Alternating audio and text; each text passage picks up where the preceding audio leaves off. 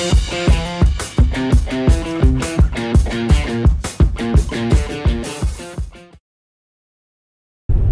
everyone, T Smola here.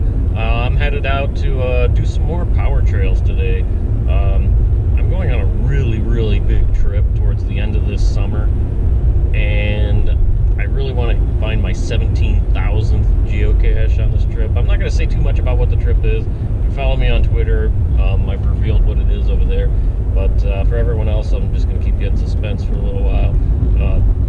Needless to say, it's my biggest geocaching trip ever. It's farther away from home than I've ever been in my life, and I'm super stoked for it.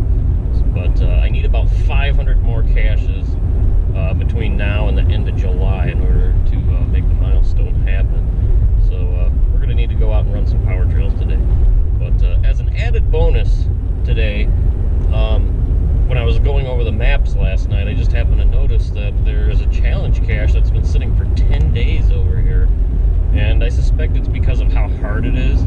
It is a 10x7 challenge, and basically you need to have found at least 7 unique cache types in 10 states. And I know there are other people around here that qualify for this, but no one went and found that one. There's actually another one nearby. It's 10x5. It's the same concept, but that one was found. The 10x7 was not. But I think we can get an FTF here today before we start on the Powertrails. So let's go see if we can find it.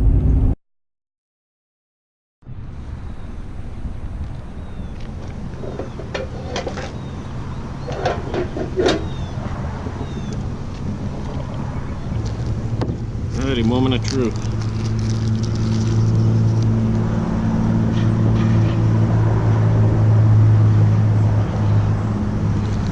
Somebody signed it, but they don't qualify. So, does that make me FTF? I don't know.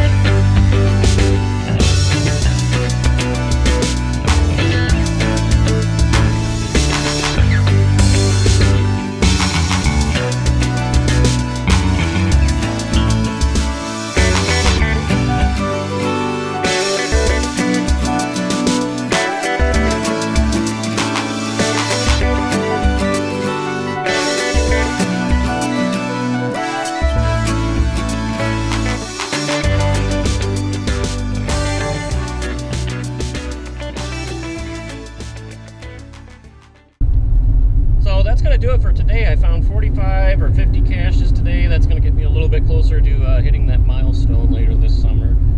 What I really want to know, though, from you guys is what you think of that FTF situation on that challenge cache that I found this morning. Somebody else had already been there, they'd found it, they'd signed the log, but they don't qualify for the challenge, so they haven't logged it yet. I'm the first person to find the cache who's actually qualified for it. So who's the rightful FTF in